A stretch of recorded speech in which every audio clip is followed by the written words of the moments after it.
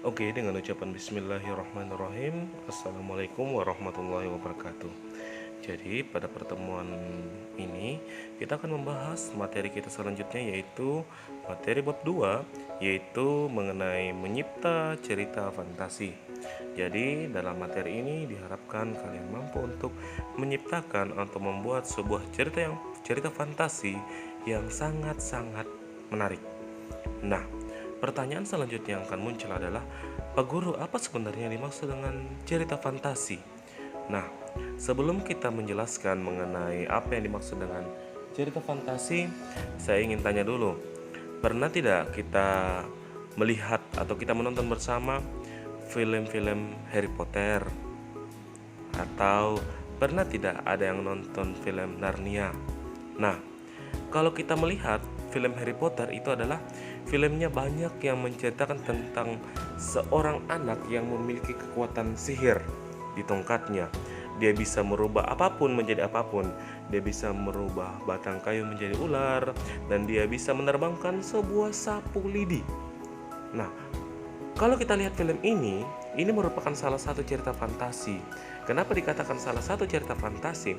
Karena di sini dalam ceritanya dia mengajak penonton itu seakan-akan berhayal, ya, berhayal di luar kehidupan nyata lah, seperti itu. Kenapa saya katakan berhayal? Karena di dalam kehidupan nyata tidak ada salah satu tongkat yang dapat membuat atau menyihir kayu menjadi ular, kecuali itu kuasa Allah, ya. Itu di luar apa yang saya maksud. Sama juga ada yang bisa menyihir sapu lidi menjadi menjadi apa itu? Menjadi tunggangan untuk terbang. Nah, kalau kita lihat film dari Harry Potter ini, dia mengantarkan pembacanya itu seakan-akan untuk berhayal. Berhayal apa? Berhayal di luar kemampuannya. Nah, itu merupakan salah satu teks cerita fantasi. Sama juga Narnia. Ada tidak yang pernah menonton film Narnia? Film Narnia itu menceritakan tentang 4 bersaudara yang masuk di dalam lemari, tapi pada saat dia baku dorong-dorong, saling mendorong, keluarlah dia di negeri salju. Dan di situ negeri salju ada salah satu penyihir yang sangat kejam. Nah, apa yang membuat cerita itu menjadi cerita fantasi? Karena dalam kisah Narnia di situ ada manusia berbadan kuda, ada juga manusia berbadan keledai, ya, ada juga harimau yang bisa bicara, ya. Dan anehnya, putri sihir yang berada di kerajaan salju itu, yang lawan dari Leon atau Aslan, ya, dia memiliki kekuatan. Kekuatan apa? Dia dapat menyihir seseorang menjadi batu. Siapa di sini yang bisa menyihir orang jadi batu? Kecuali mungkin kutukan mama kandung. Kalau kita kurang ajar kepada mama, mungkin saja dia kutuk kita jadi batu. Tapi kutukan itu bukan berbentuk seperti dia disihir menggunakan tongkat atau sebagainya. Tapi kalau kutukan dalam orang tua kita itu dia sumpai kita jadi batu. Nah, inilah yang dimaksud, atau kedua contoh film inilah yang dimaksud dengan cerita fantasi. Pak Guru, apakah masih banyak? Masih banyak. Terakhir ini saya nonton film fantasinya, apa ya lagi itu? Nah, ini yang terbaru ini adalah film dari Jurassic Park. Sebenarnya Jurassic Park itu merupakan film yang sudah lama dirilis. Kalau saya tidak salah itu dirilis tahun 2008. Tapi banyak mereka selalu membuat film-film terbarunya. Dari film Jurassic Park di situ menceritakan tentang seorang ilmuwan yang mengembangkan fosil dinosaurus. Dan akhirnya mereka bisa membuat atau menciptakan kembali dinosaurus, tetapi mereka atau dinosaurus itu menjadi malapetaka kembali untuk mereka, ya, di mana mereka kembali diserang oleh dinosaurus itu, bahkan banyak dinosaurus yang terlepas. Nah, dalam film Jurassic Park ini masih dalam jenis film fantasi. Kenapa fantasi? Karena tidak mungkin terjadi di kehidupan nyata. Itu konteksnya. Tidak ada lagi orang yang dapat membuat dinosaurus kecuali dalam kehendak Allah Subhanahu wa taala. Nah, dalam 3 contoh film ini, yang pertama Harry Potter, yang kedua adalah Narnia, dan yang ketiga adalah Jurassic Park, dan masih banyak lagi yang bisa kalian nonton. Ketiga-tiga film ini merupakan jenis film fantasi. Jadi, Secara garis besar kita dapat menarik kesimpulan bahwa teks atau cerita fantasi merupakan cerita yang berusaha untuk mengantarkan pembacanya atau penontonnya itu bersama-sama untuk berimajinasi. Kenapa dikatakan berimajinasi? Karena bukan semua kisah, tapi kisah yang diceritakan dalam film fantasi itu sangat-sangat tidak mungkin terjadi di kehidupan nyata. Harry Potter tidak akan mungkin ada seseorang yang memiliki tongkat sihir yang dapat merubah A menjadi B, yang dapat membuat sapu ujuk menjadi kendaraan terbang, tidak mungkin.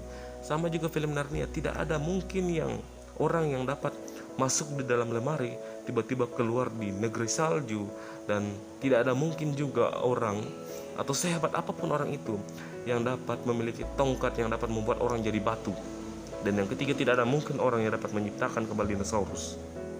Nah, itu. Jadi secara garis besar cerita fantasi adalah cerita yang berusaha untuk mengantarkan pembaca atau penontonnya bersama-sama berimajinasi atau berhayal di luar kehidupan nyata. Itu. Nah, adapun ciri-ciri teks cerita fantasi yaitu kurang lebih ada 6. Yaitu pertama, mengandung keajaiban, keanehan atau kemisteriusan. Nah, seperti yang telah saya jelaskan tadi bahwa teks cerita fantasi itu ceritanya berbanding terbalik dalam kehidupan nyata, ya.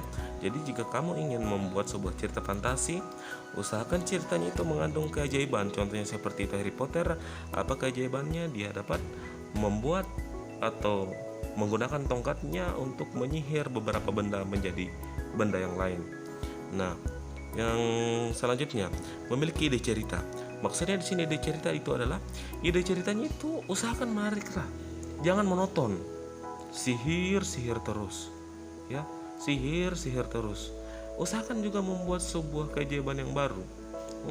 Contohnya seperti ikan lele yang dapat berbicara, ya. Contohnya lagi The Power of the Cat. Nah, The Power of the Cat itu contohnya kita membuat cerita di mana kucingnya memiliki kehebatan seperti Superman yang dapat menolong orang-orang yang dalam kesusahan. Itu kan merupakan sebuah cerita fantasi juga, mana ada kucing yang bisa menjadi Superman, ya. Itu memiliki ide cerita. Maksudnya di sini ide ceritanya harus menarik dan unik. Jangan itu saja, karena apa? Kalau itu saja kuranglah peminatnya yang akan menonton. Yang ketiga adalah menggunakan latar lintas ruang dan waktu. Betul sekali. Contoh dalam film Harry Potter, dia dapat berpindah-pindah di masa lalu, di masa mendatang, di masa apa aja saja lah. Contohnya seperti Narnia. Coba kita lihat, ya. Pada saat dia masuk di dalam lemari itu, dia langsung seakan-akan berada dalam kehidupan masa lalu.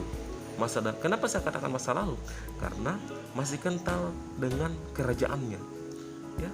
Ada penyuruh, ada prajurit, ya, ada raja, ada ratu. Itu kan merupakan contoh cerita masa lalu semua.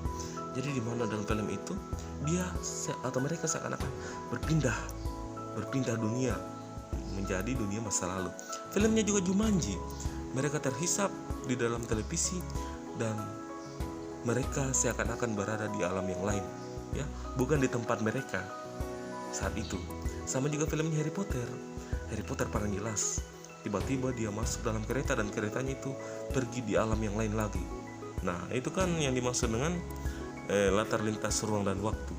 Mereka berpindah ruang, ya, seakan-akan mereka terhisap. Nah, yang keempat lagi, ya, unik dan memiliki kesaktian. Ini sudah jelas, ini pastilah seperti Harry Potter. Apa kesaktiannya? Memiliki tongkat, ya. Apalagi kesaktian dari Jumanji itu kesaktiannya tiba-tiba yang tadinya kurus menjadi berotot dan dia dapat mengalahkan seluruh lawan-lawannya, ya. Memiliki kesaktian unik lah. Yang kelima, bersifat fiksi. Apa yang dimaksud dengan fiksi? Fiksi adalah bersifat tidak nyata.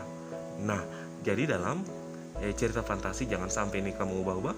Cerita fantasi itu tidak benar semuanya, tidak ada yang benar, ya, bohong semua itu, karena dia sudah bersifat fiksi. Jadi bersifat fiksi itu merupakan ciri-ciri dari cerita fantasi. Selanjutnya adalah bahasa percakapan sehari-hari atau informal. Betul sekali. Jadi dalam cerita fantasi itu dia menggunakan bahasa yang benar saja. Tidak usah menggunakan bahasa yang baik. Tidak usah contoh seperti ini. Aku mau pergi di sana. Apakah kalian mau ikut? Itu kan terlalu baku. Cukup bilang saja, saya mau pergi di sana. Mau ikut kah? Nah, itu merupakan bahasa yang sehari-hari, dan sudah itulah contoh bahasa yang digunakan. Tidak usah terlalu resmi. Karena kenapa digunakan bahasa yang sehari-hari? Supaya orang juga menarik untuk mendengarkan atau membacanya. Kalau terlalu formal juga, waduh, kurang enak lah untuk didengar, kurang menarik karena terlalu formal. Contoh kecil saja, seandainya adik-adik sekalian pergi menonton sambutan dari bupati atau mendengarkan ustadz lagi berceramah yang menggunakan bahasa-bahasa yang formal, pasti ya tidak lama mengantuk. Tapi kalau kita mendengarkan teman kita bercerita tentang pengalamannya yang menggunakan bahasa-bahasa sehari-hari, kan itu menarik ya. Kenapa dikatakan menarik? Karena dia menggunakan bahasa sehari-hari yang enak untuk kita dengar dan mudah untuk kita mengerti. Nah, itulah keenam ciri-ciri dari teks cerita fantasi.